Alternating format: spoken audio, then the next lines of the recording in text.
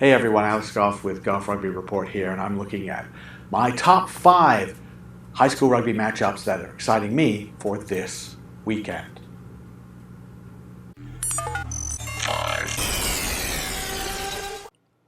Well, it's springtime in the state of Washington. It's a beautiful time of year, and it's very green. And usually at this point, we're talking about playoffs. Instead, they're just starting their season, and I think that's got to be tough for everybody who've had to wait and wait and wait.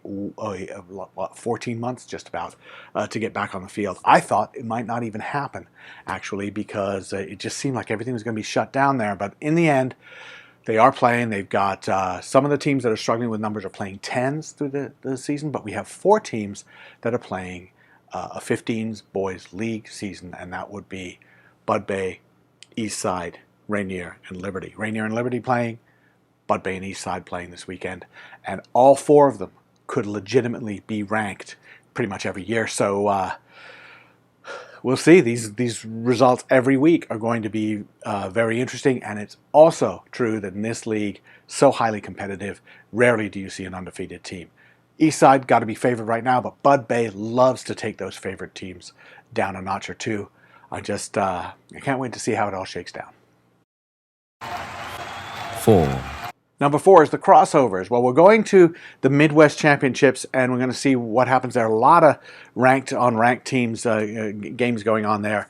But you also see ranked teams that kind of have to defend their ranking. And what happens there is, you've got someone like Royal Irish, been playing very well, but their opponents keep walking out of games against them, saying, boy, I just wish we had another 5 more minutes, or I wish we had another chance to play them. And 2 teams that get a second chance will be St. Ignatius and St. Edward. We'll see how they do against Royal Irish. But Royal Irish sort of have to defend their position at that point. I'm looking forward to that.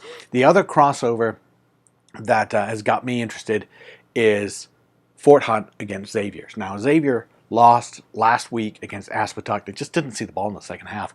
That was their first game of the entire year. Fort Hunt, they've been doing some scrimmages and practice games, things like that, but this is going to be their first game of the entire year.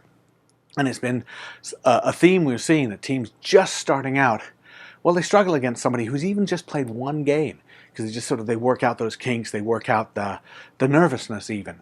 Fort Hunt could be a top 10 club. Xavier could be a top 10 single school. How are they going to fare against each other? Exciting to see.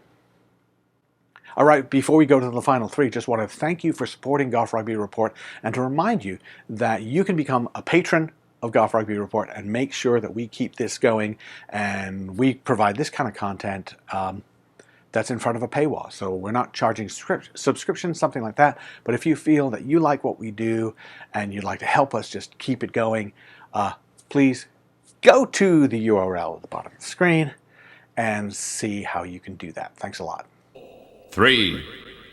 Number 3 is the fact that it's going to be club against single school, ranked against ranked in Pennsylvania all weekend. Who is going to back up their ranking and who's going to make me look bad? And actually, it's probably me, but we'll see. We've got 3 games that are going on in Pennsylvania that you've got to keep an eye out for.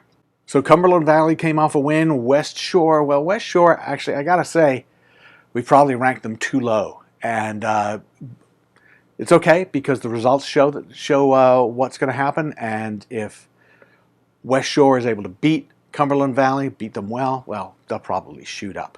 St. Joe's Prep and Downingtown, these are both teams that have done very well, started very well against ranked opponents. And Downingtown beating Doylestown has got them thinking that maybe they're one of the top, certainly possibly the top club in Pennsylvania. So that's going to be one, really, I think it's going to be a tight one. And then we have Berks against Gregory the Great. Now, Berks, well, we'll see. We'll see. If they beat Gregory the Great, that's going to be very good for them.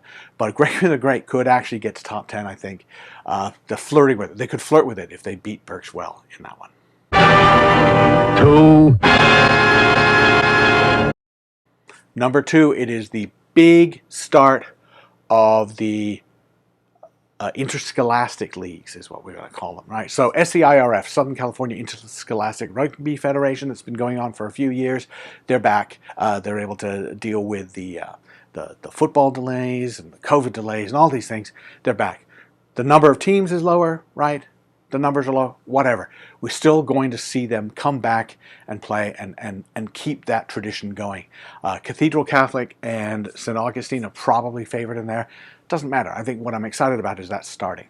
Also excited about starting Colorado Interscholastic Rugby Association. It's the same model. This is their first year, and it's been tough. All right, how do you get that going? You've got Monarch, and you've got Palmer, and you have Valor Christian, a new team coming in. People are very excited about that. Regis, so some very good teams going through there, and so again, it's not about the rankings for me at the moment. It's more about seeing that these teams get together and play their schedule, play this league, because it's a model that may be taken up in other states going forward. Trying to get into your official state high school federation by showing that you can do it.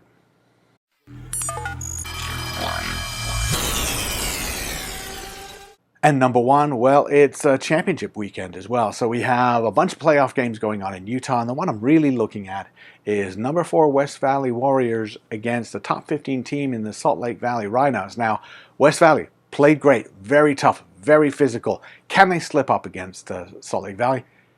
Yeah, they can. And that will be sort of your upset special, I think.